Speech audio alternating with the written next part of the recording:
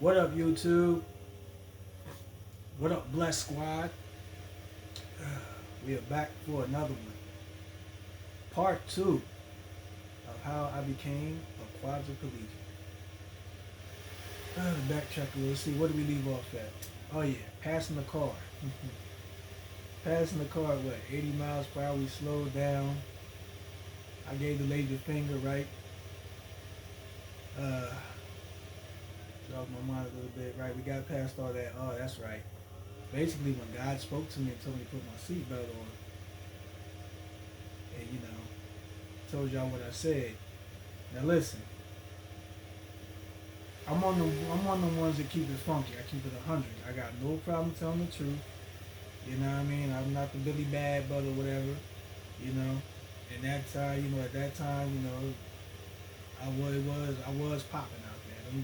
Don't get it twisted. I was that dude. But listen, at the time when I said, all I'm gonna do is just get broken up and die, I'm ready for both. Yo, let me tell y'all, right? If I had a thought for 1 second about popping my neck, oh, trust me, all that tough boy play would have went up out of me, but I'd have set my butt up so quick and clicked that seatbelt so fast. Oh God. Oh God. But listen, so this alright, so getting on with the story, right? This is what happened. So it was like probably like a minute after that, after me saying that and me not putting my seatbelt on, I remember going forward. It's the last time I remember, y'all. Was going forward. Now, that was just my mind. But, getting to the hospital and all that stuff, I found out what had happened. So, when I went forward, I hit the dashboard, right? And I mean, that's the hardest I ever hit. It knocked me out instantly. Because what happened was, he lost control when he was doing 80, right? He forgot where he was. There's a corner where you got to break down and do about 45 miles per hour. Remind you, we was doing 80. I mean, we was screaming. And, that's what happens when you get drunk. That's why you don't drink and drive, kids. I'm trying to tell you, that's why you don't do it. Car accidents hurt. But he forgot where he was. So, by the time he hit that corner, there was nothing else he could do but just hold on.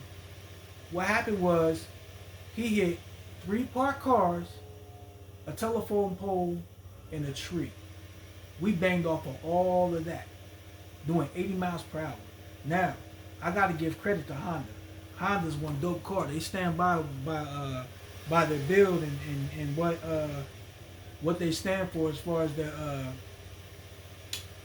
the body, the frame of the car. Because I tell you what, that car should have looked like a 10 ball foil. You know what I'm trying to say. Looked like a foil ball. Just one of the ones you just do and throw in a trash can. That car should have been looking like that. But luckily, the frame was still intact. Now here's the kicker, right? So you thinking, well, man, y'all hit all that. I know the front of the car was just ripped. It was crazy because all the damage was on my boy's side. He was driving. You looked at my side was untouched. So he smacked everything on his side. And it makes sense because the curve was going around this way. So he's doing 80 miles per hour. So that means he said, yeah, like this, and we're curving this way. So all the damage, all that stuff that he hit was on his side. It makes sense, right? He couldn't make that turn, going that fast. And that's what happened. I got thrown forward. I knocked out these front. These are not mine, even though they pretty. I knocked these front. I knocked 3 of my fronts out. What else happened? I knocked 3 of my fronts out. Collapsed lung, punctured lung, right lung.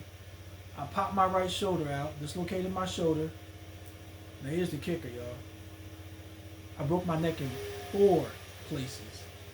Not 1, not 2, not 3, but 4 places I broke my neck. Y'all can't tell me God was not with me. Satan was on a mission to kill me that night. to kill me. But it was God's mercy is why I'm still here. Uh, so through all the, bumping and thumping as we crashing into stuff, I'm out. I'm gone.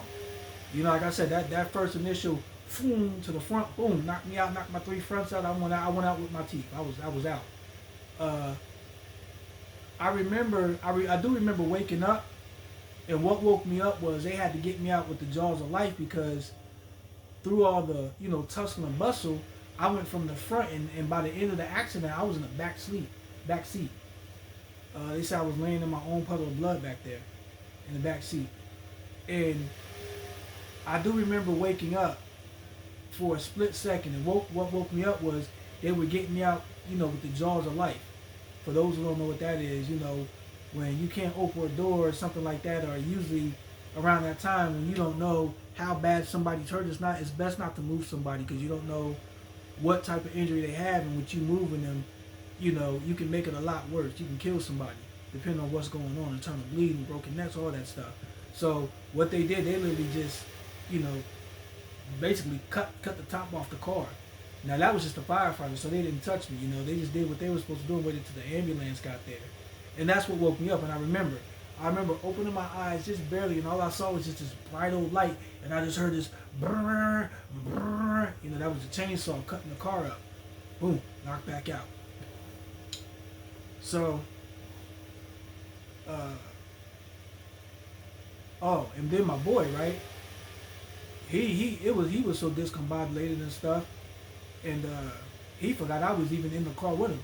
He said he had started walking off, and then he heard me back there moaning and groaning, which I don't remember because I was out anyway. And then that's when he remembered, oh man, Proverbs back there. You know what I'm saying? So he stuck around. Cops came and stuff. I didn't have my ID on me, but like I said, we was young and reckless, so I was well known by the cops. They knew exactly who I was, and they was able to ID me. Let me tell you, because a lot of people ask, what happened to your boy? Is he okay? And this always happens in these type of accidents, y'all. All he did was break his toes. Yo, that's all that man had. That was the only problem that man had. He broke his toes, and that was it. He was good. He just broke his toes, and that was it. I'm back here dying, fighting for my life, and this fool walking off with just some broken toes. Man, I tell you what though, boy, a lot of people who looked at that car, the side of his car, it was hidden. Now his side was mangled. It looked like it just went through a shredder. You could tell, even though it was on his side, you could tell that was a pretty bad accident. It really was. So fast forwarding, right? We get to the hospital. Remind you, I'm out the whole time. They were gonna airlift me, but around that time, we had a real bad storm coming in. So, they couldn't airlift me to the hospital, so they drove me to Cooper, which is about 45 minutes to an hour out, depending on traffic or whatever. So I finally got there, and that's when I came to again. I was in ICU. They hadn't started surgery or anything yet. And I just remember laying on this hard, cold slab, right? And I woke up, and I heard my mom. I seen my wife at the time. I was married. I couldn't turn my head or anything because right, my neck was broken. I'm just laying like this. Well, I could shift my eyes. And I remember my mom coming over to me because I called out for her. She's crying. My wife is crying. She came over. Look, tell y'all what my head was up, boy. How gangsta I was when I was younger.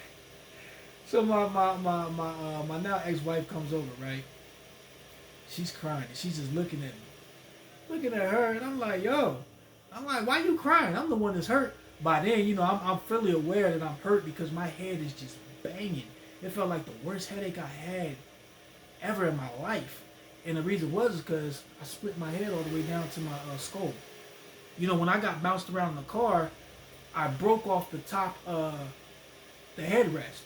So with me going back, I snapped the headrest off, and so now that's just sharp metal. and my body's scraping all. I had when I got in the hospital, they had to stitch me up. I had staples. I had staples in my neck, of course, but I had staples in my head. I had stitches and staples all over my body. Various parts of my body. I got pretty tore up in that accident. Uh, but yeah, so back to that. I'm looking at her. I'm like, why are you crying? I'm the one that's hurt. You know. And of course, she ain't saying nothing. She's just looking at me. I think the doctors and them instructed them not to, pretty much not say anything, as far as like what was going on with me and all that. So I remember I called my mom back over because my head was hurting. Because like I said, I'm just laying on this slab, and I'm calling out to the doctors like, yo, can I get a pillow? Yo, can I get a pillow? And nobody's answering me. So now I'm mad. So now I get the cursing. Yo, da, da, da. And that's when my mom came up and she was like, stop right now, blah, blah, blah, blah, blah. Get yourself together. I did so. They did give me something to put up under my head. And the weirdest thing was I told my mom, I said, Mom, can you straighten my legs out? Because I felt like my legs was, kind of pushed up. It felt like, how you lay a frog down and he'll like squinch his legs up? That's exactly how my legs felt. But my legs were straight the whole time. I didn't know. I didn't even know the state of my injury, how serious it was. And I just remember my mom patting me, and that didn't even register because when she patted me, I couldn't even feel her patting me. And she was just like, okay, baby. And she walked off because the doctor called her back over there. And I'm thinking, why she ain't straighten out my legs? Whatever. And so that ordeal I remember. And after that, I went out again. And they induced me into a 2-week coma purposely. And I think that was to relax my body from all the trauma that I've been through and stuff. So the next time I woke up, I was in ICU with a tube down my throat. I had a lot of people who said they came to see me, but the head injury I sustained, I couldn't remember. To this day, I don't remember certain people up there. A lot of people came up there. And some people used to get offended, like, yeah, man, you remember I was there. What you mean? Do I remember, fool? I was barely awake. How you gonna get mad at me for being hurt? It was crazy. But yeah, it wasn't until they had me, induced in a coma for 2 weeks, or probably maybe like a week later, when I was, fully able to think right and everything, that I realized. Doctor came and told me what was going on, and that's when I realized I was paralyzed. And at that time, the doctors, they it's their job to let you know the worst of the worst. So I was told that you're gonna be paralyzed from the neck down. Sometimes people get their full feeling back and blah blah blah blah blah. In my mind, I'm like, man, you crazy. I'm about to walk up out of here. Y'all crazy. And it wasn't that I was in denial. It was just like I just never believed the doctors and what they said. And sure enough, my time, I spent 3 months in the hospital in Cooper, right? 3 months. And over that 3 months of time, whatever I could do, I was doing, because what happened was I didn't sever my spine. My spine swelled up. They said I stretched my spine with the with the 4 breakages I had. I stretched my spine, which is good, because a severed spine, that's rough. When you sever your spine, that means it's actually like taking scissors and like clipping your spine in half. And that's what they call complete, which you'll never get a chance to work. But that's for people who don't know God, who don't believe God for the healing. Even if I had a severed spine right now, I'd be saying the same thing. I'd be on here and we all be watching for the end result still, because I still would be getting up to walk when God allows me to, But the reason why my state was so bad is because I had real bad nerve damage. When my spine swelled up, it crushed my nervous system, and that's what did it to me. They even said the 3rd break wasn't even bad. If I didn't take that 4th break, I'd have been walking around. I'd just been one of the people who was walking around while waiting for my neck to heal with a halo. I would have been able to walk. It was the 4th break that got me. They said that 4th break is what did it. Yep, it was the 4th break. But yeah, guys, that's basically the story of what happened and how my life changed within, I say, seconds. Can you imagine 1 minute, uh, you were up, you were used to walking around, used to moving in a split second, your whole world gets flipped upside down. Your whole world. It was it was something. It was definitely something. But there's more to the story because it didn't stop there. I'm telling you guys, I went through an ordeal. I went through an ordeal. So just to get into it, like I said, I was 3 months in the hospital, right? I spent 3 months in the hospital, and then I spent 3 more months in the rehabilitation center.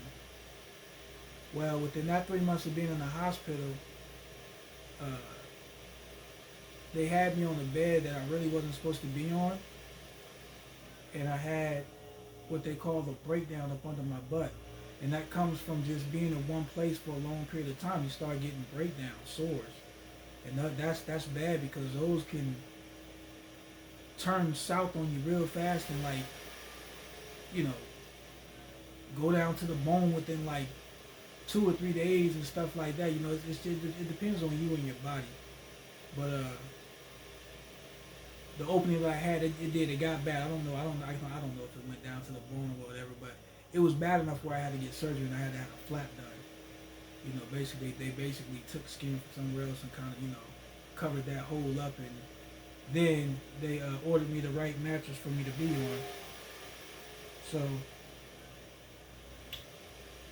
I was on the right mattress, but I was going through a lot of surgeries. I remember that, man. That was some dark times, and yeah, that was some dark times. I used to be wore out. At one point in time, I didn't think I was gonna make it. Yeah, I didn't think I was gonna make it. To be honest with you, I was so wore out. When I was young, I was only a buck 42 wet. I'm 6 foot. I was only about 142 pounds, so it just all felt, it was just overwhelming. It was a shock from my whole body. But I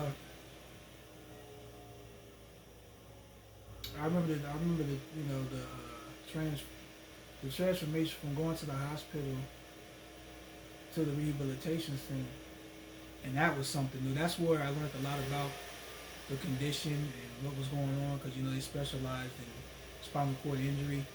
The rehabilitation center I went to in Philly, McGee, and I had to stay there for 3 months, and that was an ordeal because, like I said, I had the flap done, so I don't think I actually got fitted and actually was able to get into a wheelchair till about a month left of me being there.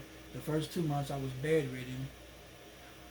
And that's another thing, guys. I know you guys are probably wondering, why are you always in this bed? That's because I'm bedridden now. Over the years, my pain has gotten that severe where it's rough for me to get out the bed.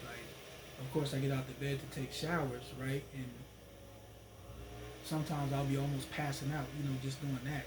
I got that type of pain where I break out in a full sweat. That's the type of pain I'm in. On top of that, with these injuries, it depends on, how you got hurt or whatever. Sometimes, you'll just have pains at certain times of the day. Sometimes you got to deal with pain. Well, I have pain for 24 hours a day. My pain never leaves. I'm in pain 24 hours. You wouldn't know that because I'm always smiling, laughing, ha ha ha. But yeah, I'm in pain 24/7. And stay tuned for that video because I'm going to do something on that to help people cope with that, because you do have cope mechanisms, to help you get through that when you go through certain trauma and stuff like that, and you deal with stuff like that, pain, 24/7. I go to sleep till I wake up to it. But it's doable, you know what I'm saying? But yeah, I came home, I think a day before Christmas. That took a lot of getting used to. I was weak. I couldn't feed myself. My mom, my dad, who was alive then, they had to feed me. My sister, my son, he was only about 2, 3 years old at the time. Everything. I had to strengthen myself back up. I had to learn everything all over again, just about. Anybody who's in the type of situation where you lose full body function, or you lose any mobility and stuff like that, do not get down on yourself, you guys. Do not give up. That's the worst thing you can do. You always got to have the mentality to try to do the best that you can and be as independent as you can in that situation, because that'll kill you. That'll kill you alone. That's just a little tip I'm giving to people. Always strive to get better. I don't care what the situation is. I don't care what the doctors tell you, because again, with God, all things are possible. You know what I'm saying? Just keep striving to whatever goal you have to meet that goal. Because over the years of me being home, like I said, me being in a wheelchair, it takes time 20 for me to keep up with that with the world and how they move today. Just doing anything. You know what I'm saying? Like I say, typing and playing games. I like to play games, so I taught myself how to do that. I play games on my laptop, on my phone. It takes a lot more, but I learned how to do it. You know what I'm saying? I can open up cans. Give you a little sidebar story. I probably have my mom one day on. She'll be able to tell you some stories. So she's the one way I train myself, right? We have a couch in the living room, and it has a council in the middle. And she used to eat her, she always had a can of nuts that she used to eat out of, right? She'll put them on the council in the middle. And I was able to pull my wheelchair up on the side. And every day I would inch off more and more to try to grab that can, until one day I finally got it. And what I would do every day that I was able to get that can, I would open the can up, take the nut out, eat it, put the can back, and everything. And I didn't say anything. I just kept doing it until one day she noticed. Oh man, I used to do stuff like that. I wouldn't tell them how far along I got, and all the progress I was making. I just stayed quiet and I just did. And then something would happen where they would notice something, be like, well, how did that happen? And I'd just be like, oh, I did that. Like, what? How? But yeah, like I said, this it don't stop there, guys.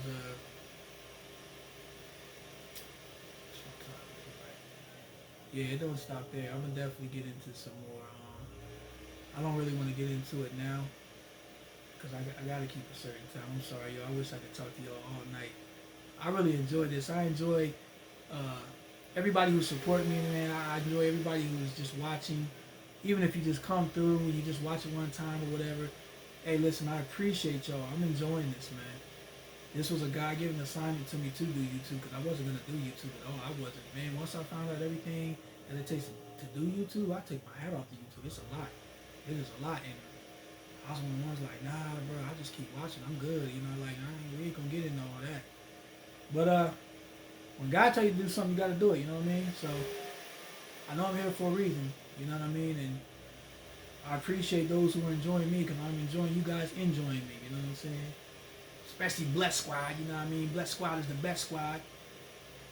Whoever wants to join Bless Squad, you want to join our kingdom community, all you gotta do is subscribe, man. That's it. It's just that easy. Subscribe. You want to get down with the Know the Knowledge gang. Start hitting that notification bell when these videos is coming up.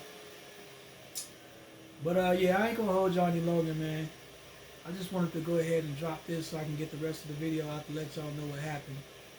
It was crazy. But like I say, stay tuned, man, because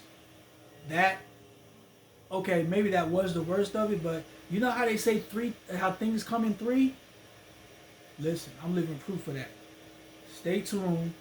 Listen, don't hold me to this, guys, but a lot of people's not getting my notifications, so for those who's coming through, I drop videos daily. I don't know, who's keeping up or what, but if you notice, I drop a video daily. Now, like I say, my life is not like yours, guys, so if I don't drop a video on a certain day, you know what I mean, you got to give me a pass, because I go through a lot during the day. It's just like, what you see now is cool, but I go through a lot, man. I got days where the pain is too rough for me to do anything, it's a lot. We got plenty of time. For me to open up and let you guys know all that. It'll be videos on all that, because I'm down to educate everybody, man, about what's going on with this situation. You think about that the next time you guys are out and you see somebody in a wheelchair. nine times out of ten, when you look at that person, it just looks like, everything. I won't say it's cool because you realize they're in a wheelchair, but okay, I'll speak for me personally. When I used to see people in a wheelchair, right, I never thought about everything that person had to go through because they made it look so easy, is what I'm trying to say. Because they were so smooth with just, rolling around, and they had no problem speaking. I had no problem speaking, and everything just seemed normal. It's not until you hit that situation you find out like, whoa, this is heavy. This is heavy. So like I said, y'all, stay tuned. I'm telling you, because the story gets even crazier, man. For real, for real. What I had to go through. I mean, it was nothing but God that brought me through everything I had to go through. Again, YouTube world, I love y'all. Bless Squad, the best squad. I love y'all. Hey, y'all stay safe out here with this COVID, man. And I will see y'all tomorrow. All right? Love y'all. Be blessed.